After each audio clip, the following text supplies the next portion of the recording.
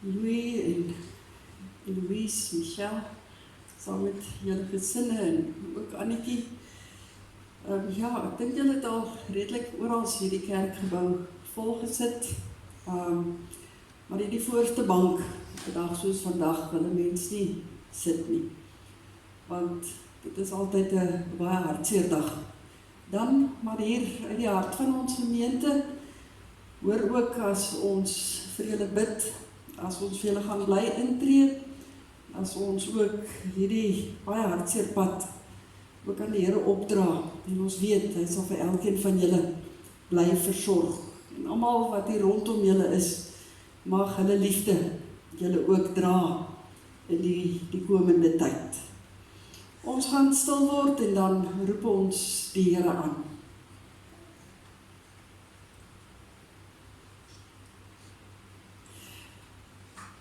Ek soek U, o God, my God, ek dors na U.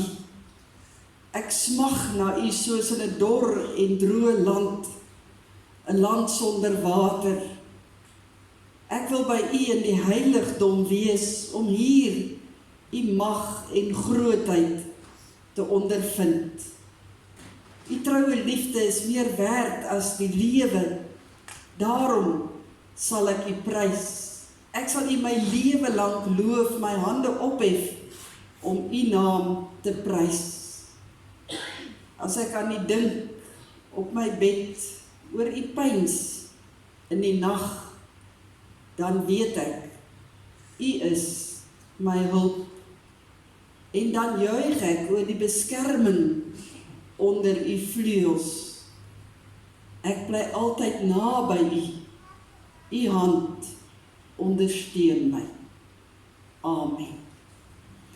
Geliefdes, genade, barmhartigheid en vrede van God die Vader, deur die Seun Jesus Christus, en deur die troostvolle werk van die Heilige Gees.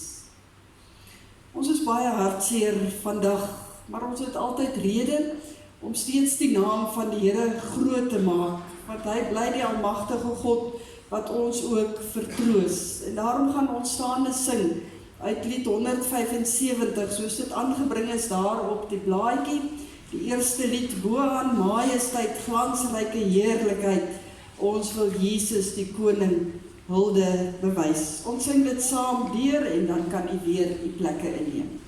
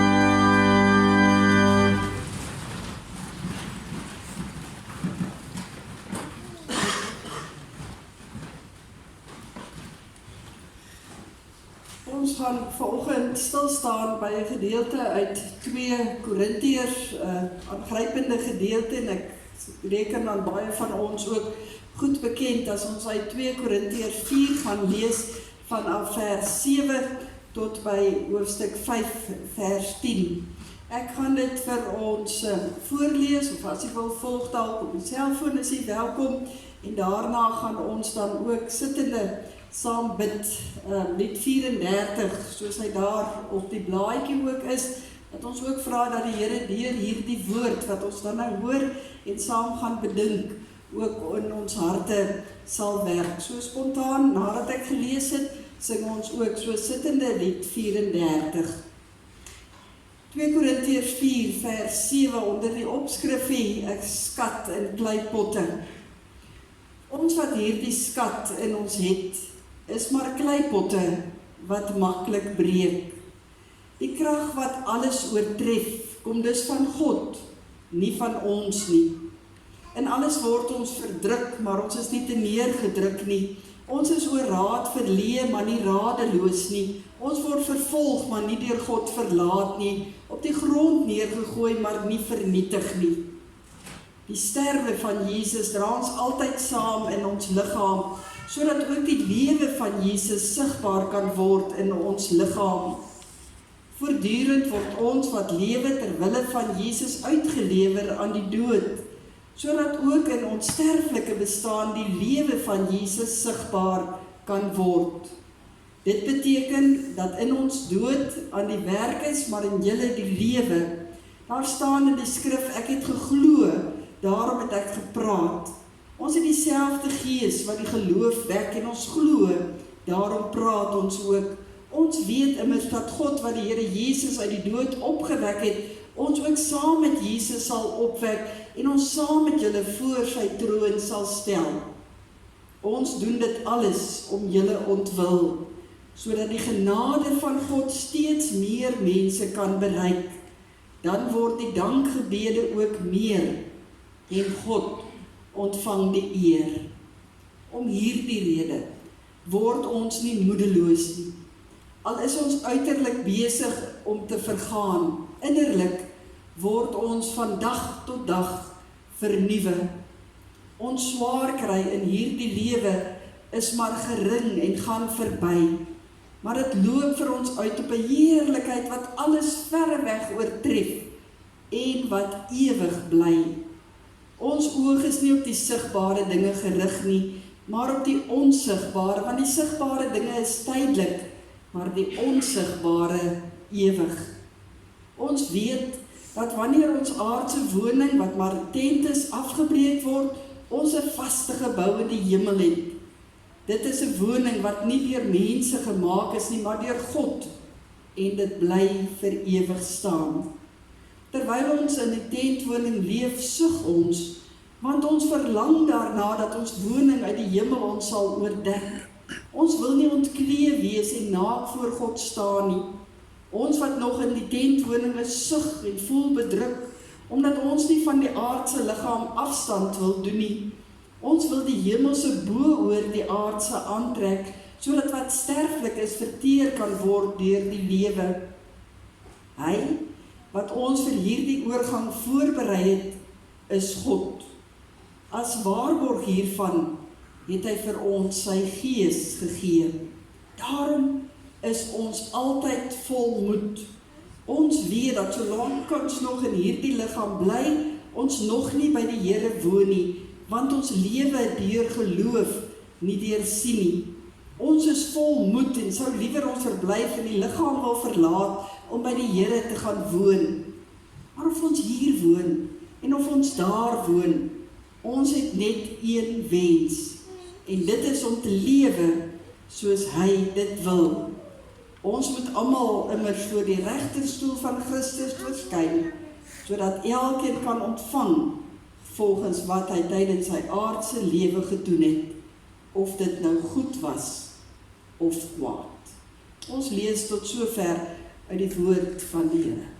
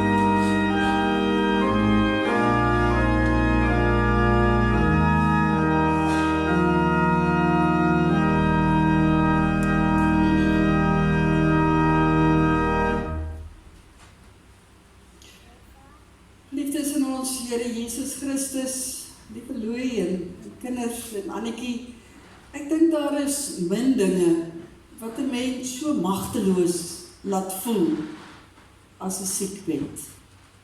En dit is gewoonlik ook dit wat die mense rondom 'n siekbed geweldig ontstel, omdat 'n mens vir daardie siek persoon op die beste net daar kan wees.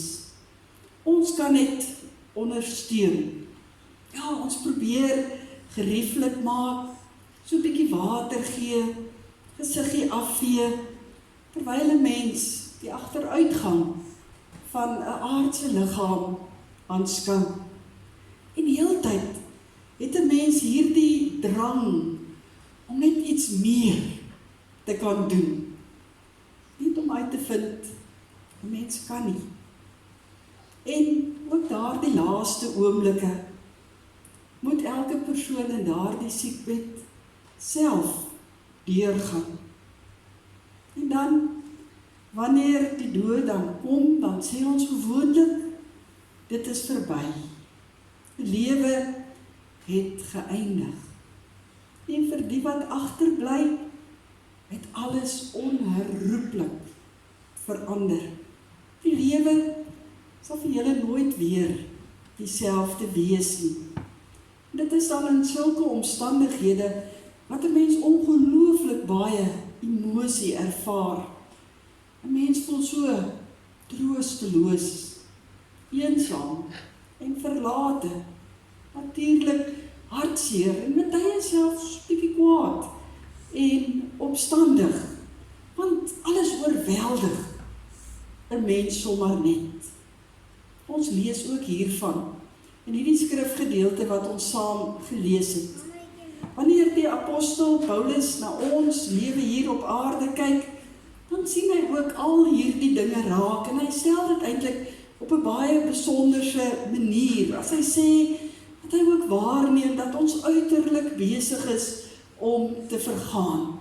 Dat ons in hierdie lewe afgebreek word, want sê hy sien dat ons lewens, ons liggame is vatbaar vir lyding, vir siekte en uiteindelik die dood. En dan hier in hoofstuk 4, dan lees ons van hierdie treffende beeld wat hy gebruik van 'n kleipot. 'n Kleipot wat ook maar broos is, wat ook sy krake ook kry, soos dit uitgelewer is in hierdie lewe, en wat uiteindelik ook breek. En dan sê Paulus, ons as mense is maar soos hierdie kleipot. Ons is liggaamlik broos in hierdie wêreld. Ons kry ook deur die lewe, kry ons ook krake en uiteindelik dan breek ons. Ook as ons verder kyk na die hele brief van 2 Korinte, soos wat Paulus dit vir ons gegee het, dan sien ons dat Paulus hierdie dinge skryf, nie net omdat hy dit met ander mense sien gebeur het nie, maar omdat hy dit ook baie direk aan eie lyf ook gevoel het. Hy self het geweet wat dit is om lyding te hê, die afbreekproses van sy eie lyf te ervaar. Nie net toe hy as 'n onbekeerde persoon nog die gelowiges vervolg het nie, maar ook en veral eintlik toe hy begin het om die pad saam met Jesus Christus te loop, as 'n diensknegt vir Jesus in hierdie lewe op te tree. Toe kom hy agter, maar ook kinders van die Here kry swaar in hierdie wêreld. Dit tref nie net sommige nie, dit tref alle mense, gelowiges en ongelowiges. Ons is broos. Ons voel uitgelewer. In hoofstuk 1 van hierdie brief van Korinte skryf Paulus dat hy die groot verdrukking in Asië beleef het, soveel so dat hy op 'n stadium gedink het dat sy eie lewe eintlik verby is. In hoofstuk 11 kry ons die baie bekende lysie wat hy vir ons neerskryf van al die beproewings wat hy moes deurmaak, van lyfstraf tot steniging, van skipbreuk tot hongerly en doodsgevare, van bekommernis en sorge wat hom afgetakel het, juis omdat hy as kind van die Here geleef het, juis omdat hy Jesus Christus verkondig het. Hoofstuk 12 kry ons 'n bekende gedeelte waar hy praat van die doring in die vlees, 'n bepaalde probleem wat hy gemaak het, maar wat hy elke dag mee saam moes leef en hoe hy ervaar het dat dit sy werk vir die Here ook moeilik gemaak het. En ons lees dat hy baie keer vir die Here gepleit het om dit van hom af weg te neem. So as Paulus hier skryf, dan is dit 'n man wat self ervaar het wat dit is om elke dag lyding te ken, om liggaamlik afgetakel te word. En daarom gebruik hy 'n tweede beeld aan die begin van hoofstuk 5, as hy sê ons is maar 'n tent in hierdie wêreld. En daarmee te sê, hierdie wêreld is maar ons tydelike woonplek. Dit is nie die beste en die stewigste woonplek om te bly nie. Ons is maar swerwers in hierdie wêreld. En so is ons lewe hier op aarde. Ons liggame is soos 'n tent wat tydelik onvas en verganklik is. En waar dinge so swaar kry en siekte en lyding, ons met tyd ook sloop, 'n afbreekproses, totdat dit uiteindelik met die dood voltooi word. En dis alles hierdie dinge wat ons as mense en ook as kinders van die Here baie keer laat vra en laat wonder en laat dink oor hierdie lewe. Maar dan, geliefdes, kan ons nie vanoggend hier ophou nie, want dan het ons nog nie eers die helfte van hierdie gedeelte by stil gestaan nie. Want Paulus noem hierdie baie somber prentjie eintlik vir ons, waarvan julle baie deeglik bewus is vanoggend. Maar daar kom 'n maar. Hy sê hy sien hierdie dinge, maar hoor hier, sê hy, hier is ook 'n wonderlike troosboodskap. En dit moet ons ook vanoggend raak sien in hierdie gedeelte, want dit is waaraan ons moet gaan vashou, as ons weer verder in hierdie wêreld gaan lewe, as kleipotte of as tente, waar ons ook maar net swerwers op in hierdie wêreld ook is. En daarom moet ons ook verder gaan kyk. Want sê Paulus vir ons, die feit dat ons kleipotte is of tente is of swerwers is nie die eindpunt nie. Vir kinders van die Here is daar soveel meer. Vir mense wat leef met 'n opregte geloof in Jesus Christus, is hierdie vandag nie 'n doodloopstraat nie. Vir die mens wat uit die genade van ons Here Jesus Christus leef, is daar meer. Hierdie aftakeling is nie net negatief nie, dis ook positief. En Paulus sê dit eintlik herhaaldelik vir ons in hierdie gedeelte, dat ons nie net 'n uiterlike het nie, maar dat ons ook 'n innerlike het. Dit wat ons noem ons siel, of ons gees, of ons praat van ons lewensasem, na aanleiding van Genesis, toe God die mens geskaap het, en asem in ons ingeblaas het, vir ons 'n gees of 'n siel ook gegee, dit wat ons laat lewe in hierdie wêreld, waarmee ons 'n bewustelike bestaan leef. Paulus in hierdie gedeelte noem dit die skat wat ons het.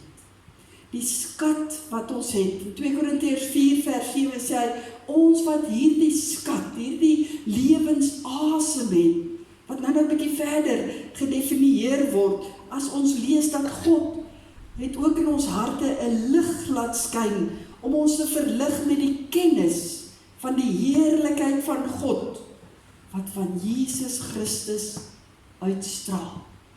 Hierdie skat kry regtig sy waarde, hierdie lewensasem van ons kry sy sin, wanneer ons dit in geloof in Jesus Christus leef.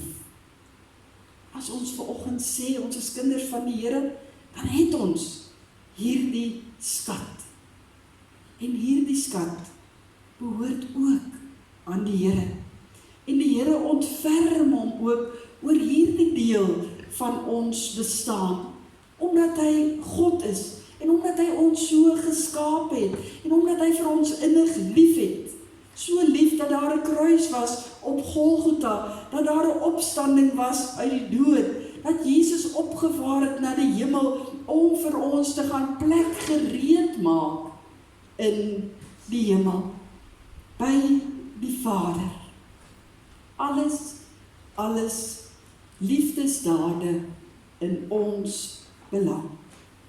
God wat in ons werk deur sy Gees, sodat ons tot geloof kan kom, sodat ons in hierdie skat die wete kan hê, dat daar meer is, as net 'n erdekruik wat maklik breek, of 'n tent wat gesloop word.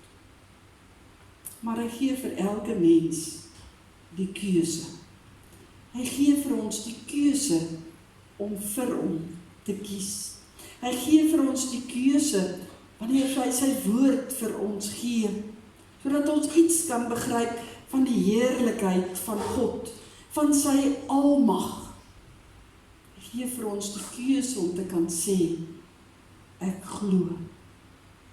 Dat ons dit as waar kan aanvaar. En dit, as daardie keuse gemaak het, ek kan sê, ek glo met my hele hart, God die Vader, die Seun en die Heilige Gees, dan maak dit dat ons verby hierdie aardse lewe kan kyk. Verby hierdie dinge wat ons vanoggend so seer maak, kan kyk en kan sê, daar is iets meer. Ek sê nie daarmee dat vanoggend maklik is nie. Ek weet hoe bitter moeilik en hoe oorweldigend seer hierdie laaste tydjie vir julle ook is. En in die dae wat kom, nog steeds gaan wees. Maar wat Paulus hier vir ons sê, is dat ons iets het om aan vas te hou. Ons hande is nie leeg nie. Ons is nie radeloos nie. Ons is nie hooploos nie.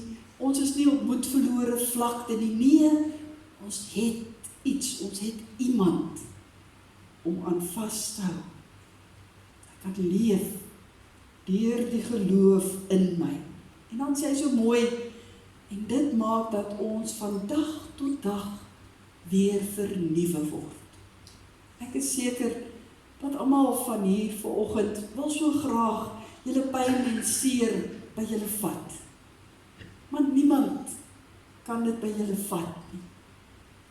God kan.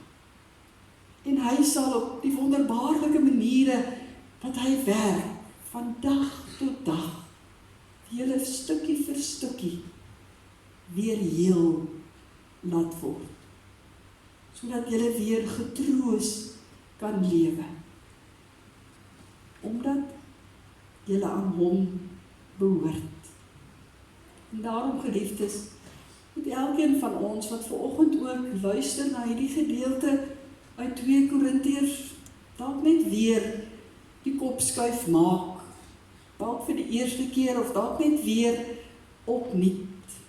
Ons moet weet dat die Here by ons is, binne in ons gebroke lewens, binne in ons stukkende lewens, dat hy by ons is, binne in ons kleipotfase of in ons tentfase, hier waar ons op aarde woon. Maar dat God in sy almag en sy heerskappy dit keer op keer aan ons kom bevestig, dat hy ook baie betrokke is by ons ewige lewe. Wat ons nou al reeds deel het, as ons glo in die Here, dat hierdie skat vir ons gee, sodat ons daaruit kan leef.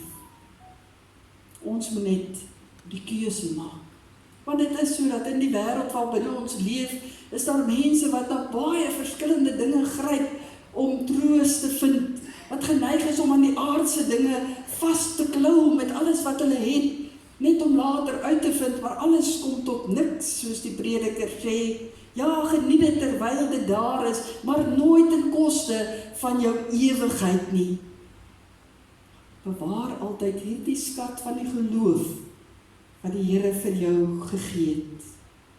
Dan kan jy getroos lewe en ook sterwe. En as ons so daarna kyk, dan kan ons weet dat die lewe anders kan lyk.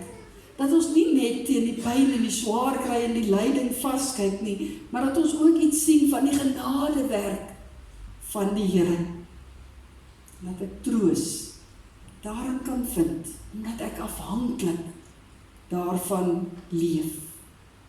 Mag ons dit opnuut vanoggend weer aangryp. Mag ek sê, Here, hier is my lewe, na liggaam en na gees. Wil U deur my lewe en in my regeer.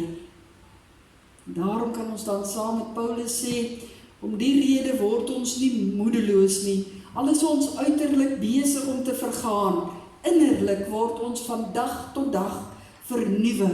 Ons swaar kry in hierdie wêreld is maar gering en gaan verby, maar dit loop vir ons uit op 'n heerlikheid wat alles verre oortref en wat vir ewig bly.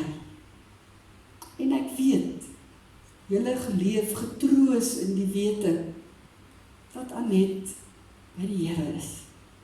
En ons gun haar dit. Ons gun haar dit om nie meer die swaar kry, die kleipot van hierdie lewe te hê nie, maar nou die volheid van die hemelse heerlikheid te geniet.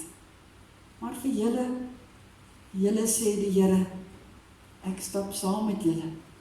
Hierdie skat van die geloof in julle sal ek bewaar elke oomblik en ek sal julle dag tot dag vernuwe. Mag julle dit regtig ervaar. Amen. Kom ons bid saam. Ons hemelse Vader, Here, ons kyk baie keer so vas teen ons aardse bestaan. Ons worstel elke dag deur die lewe. Ons roei en ons stoei om by mekaar te maak. Here, om sinvolle bestaan te voer, om, Here, net hier op aarde te kan wees, net om agter te kom, dat ook in hierdie lewe gaan dit swaar. Is ons maar kleipotte wat die houe van die lewe ook kry, wat ook sy krake gee, word ons ook afgebreek. Is ons liggaamlik broos. Maar dankie Here, dat U vir ons dan liggaam en gees geskaap het. En dat ons gees vir U so belangrik is, dat U ook, Here, U Seun na hierdie wêreld gestuur het, om vir ons aan 'n kruis te sterf, op te staan en op te vaar, juis sodat ons kan weet, ons het ook 'n ewige lewe. 'n Ewige lewe waarin ons nou al deel, omdat ons weet, ons is op pad na U. Ja, al moet daar die oorgangsproses van 'n kruik wat breek ook gebeur, weet ons, dit is net 'n oorgang na U. Here, ek kom bid vir hierdie familie hiervoor. Ek kom bid vir Louis, Here, dat U asseblief vir hom sal omvou in alles wat hy nodig het. Here, U weet, na hoeveel jare van samesyn, hoe verskriklik dit is om nou alleen te moet aangaan. Ja, daar is familie om hom, daar is vriende om hom, maar in daardie tye van alleen wees, bid ons dat U hom sal versterk en sal bemoedig en bo alles sal vertroos. Ek bid, Here, vir Eloise en vir Michelle, saam met hulle huise, waar die laaste tydjie so 'n holderste bolder tyd was, waar hulle so besig was en skaars grond gevat het. En nou skielik, nou gaan die lewe net aan. Wil U asseblief, Here, vir hulle omvang. Wil U genade ryklik oor hulle uitstort. En as die lewe net aangaan, dat hulle kort vir hulle self kan sê, maar ons het die skat van die geloof in ons, wat ons sal dra, wat ons van dag tot dag sal vernuwe. Dit bid ek ook vir Annetjie, wat al een is van 'n gesin, wat nou oorgebly het. Here, wat dit ook op 'n unieke manier beleef en ervaar. Ek bid dat U vir haar ook sal vertroos. En so vir elkeen van ons, in wie se Anet se heen gaan, se lewens ook 'n leë plek het. Dankie dat ons weet U is getrou. U sal saam met ons hierdie pad stap. Mag ons, Here, getrou wees en in die geloof na U opkyk, ons hand in U hand sit en hierdie pad saam met U ook verder stap. Seën asseblief vir ons daarin. Ons bid dit in U kosbare naam. Amen. Geliefdes, die familie het gevra dat ek namens hulle ook die bedankings sal hanteer en ek doen dit graag en ek hou dit aan U voor soos wat hulle dit dan ook vir my gegee het. Hulle sê hier eerstens aan die verskeie dokters, dankie aan dokter Gerry van der Berg vir die huisbesoek wat hy ook nog gedoen het by Anet. Dankie aan dokter Adrie en dokter Era van die onkologie eenheid, as ook die Wilmet Park, dis nou Lenmet dink ek, né? Verpleegpersoneel vir julle professionele sorg, deernis en menslikheid. Dan 'n besonderse woord van dank ook aan jou, Annetjie, wat gehelp het om na Anet te kyk en na haar by te staan. En dankie ook aan Suster Stini de Beer vir die onbaatsigtige tuisversorging, geduld en liefde tydens die siekbed en afsterwe van Anet. Dan 'n groot en opregte dankie aan Gert en Loret Jacobs, wat hul huis en harte vir ons oopgemaak het tydens hospitaalbesoeke. Dankie tannie Elsa en oom Johan wat na die kinders omgesien het wanneer ons by die hospitaal was. En dan vir vandag, dankie aan elkeen wat verversings voorsien het. Julle bereidwilligheid beteken vir ons oneindig baie. Dan dankie aan Oosgemeente vir die gebruik van die kerkgebou en saal. Dankie aan die dames wat help om die saal voor te berei en die kos uit te pak. Jy moet asseblief daarvan gaan geniet. Dankie Hannelie dat jy kans gesien het om agter die orgel ook in te skuif vir jou musiekbegeleiding vandag en Rudy vir jou as koster wat ook alles agter mekaar gekry het. Groot dank aan Roet Begrafenisonderneming vir julle dienste, sowel as die hantering van die verassing. Familie en vriende, dankie vir al julle liefde en omgee tydens Anet se siekbed. En dan so 'n persoonlike woordjie, baie dankie aan my suster Michelle, wat met groot deernis en verantwoordelikheid leiding geneem het tydens my ma se siekbed en afsterwe. Ek dink die hoorgeliefdes dat daar regtig 'n groot dankbaarheid in elkeen van hulle se harte lê vir elke besonderse manier wat hy omgegee het, liefde gegee het en net daar was. Dan geliefdes, net so enkele praktiese reëlings. Jy het gehoor dat daar tee reggemaak is na ons verrigtinge by die kar, by die motor nou. Dan kan jy oorbeweeg na ons kerksaal, hier regoor kan die pad. Daar is meer as genoeg verversings reggemaak. Gaan geniet dit asseblief. As ons klaar is by die motorvoertuig, ons gaan na die diens almal daar by mekaar kom en daar ook dan net 'n oomblik vertoef en kan jy 'n laaste eer betoon. As ons klaar is en die motor vertrek het, dan gaan die familie net weer so 'n paar oomblikke in die kerk inkom en bietjie rustig raak. Hulle vra dat jy asseblief sal oorbeweeg saal toe en hulle sal dan by u aansluit wanneer hulle reg is. Dan gaan ons nou kyk na 'n lewensskets van Anet se lewe. Daarna gaan ek aan u voorhou die verskillende briefies wat ek op versoek van die familie ook gaan lees as 'n troosbrief, waarna ons dan die oorwinningslied sing as 'n slotlied en die seën van die Here ontvang en ons dan by die motorvoertuig by mekaar kom.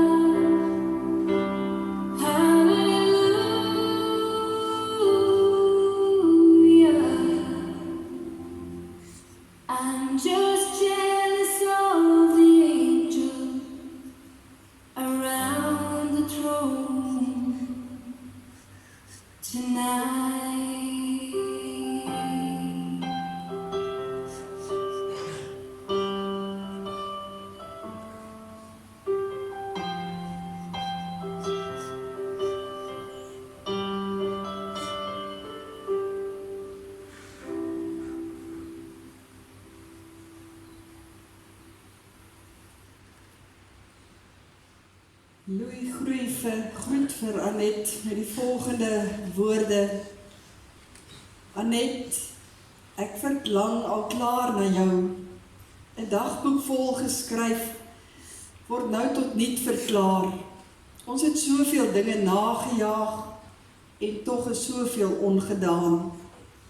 Jy was my held, en 'n goeie vrou. Jy het altyd jou pligte gedoen met vreugde, en diepe dankbaarheid my gedra, wanneer ek wou moed opgee, en saam was ons 'n span.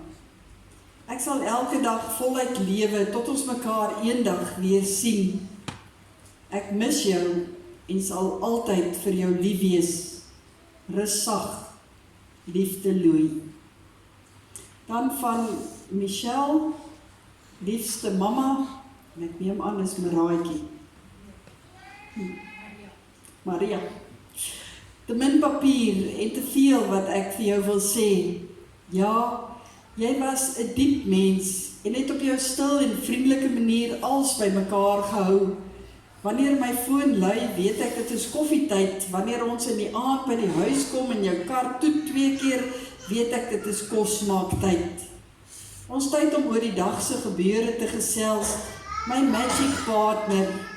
Jou sitplek saam met my en kiets agter in die kar is leeg. Ek soek jou oral. Niks sal weer dieselfde wees nie.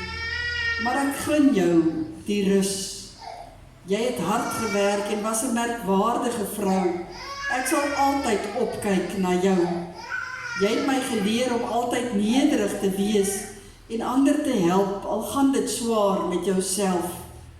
Uithou en aanhou was jou motto in die lewe. As jy hard werk, sal jy eendag die vrugte pluk, was jou woorde altyd. Want trane is die laaste wat jy wou hê. Ek's lief vir jou, Maraaitjie, jy was spesiaal in many ways. Rus, sag, mooiste mens. Love you always. Van Chalas, oftewel Michelle. Dan van Annetjie, vandag voel die wêreld vreemd en stil. 'n Suster is nie net familie nie.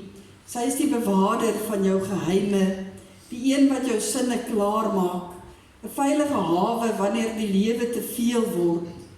Hulle sê wanneer 'n suster sterf, verloor jy 'n deel van jou lewe, jou eie verlede, maar ook 'n deel van jou toekoms, want saam het hulle planne gemaak, soveel stories wat nog gedeel en vertel moes word.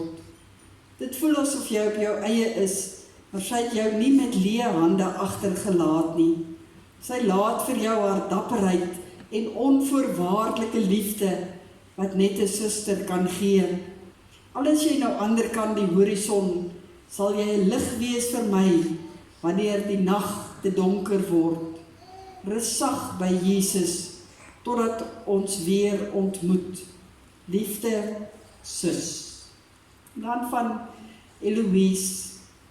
Mama was my stem wat sin praat. My raadgewer wat my hand vashou. My trane afdroog en stywe drukkies gee. Mama was my veilige plek, my voorbeeld, my anker. My partner in crime, my grootste ondersteuner. My saam lag tot die trane loop. Mama was my sonskyn en my glimlag, met 'n hart van goud wat almal altyd wil help.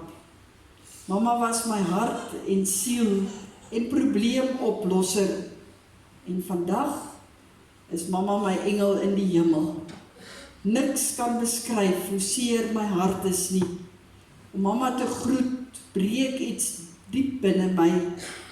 Daar sal altyd 'n leemte wees wat net mama kon vul.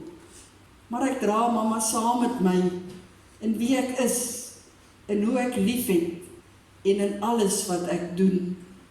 Rus sag, my mamma, ek het jou so vreeslik baie lief, vir altyd, Eloise. Geliefdes, ons sluit deur saam te sing staande die oorwinningslied, soos hy aangebring is op die programmetjie. Daarna bly die staan vir die uitspreek van die seën, waarna ons die familie eerste kans gee om uit te beweeg. Dan is daar ook persone wat as draers optree, om dan ook weer die kus in die voertuig te sit. Die draers se name het hy daar op die blaadjie. Ek lees dit net vir kennisname, die 2 skoonseuns, Chart en Arrie, dan Louis as eggenoot, die 2 neefs Gert en Rudy, en dan 'n vriend, ook Frik. As ons dan daar by die motor is, dan sal ek die reëlings dan daarvandaan ook verder met u reël. Kom ons sing staan, die oorwinningslied.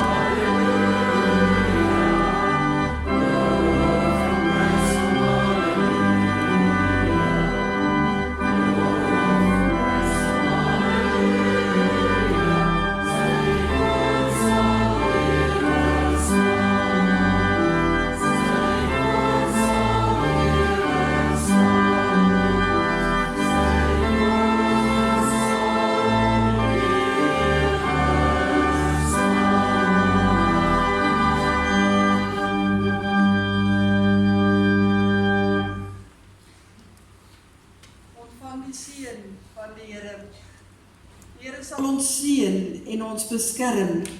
Die Here sal by ons kom staan en ons help. Die Here sal hoor wanneer ons bid en aan ons sy vrede gee. Amen.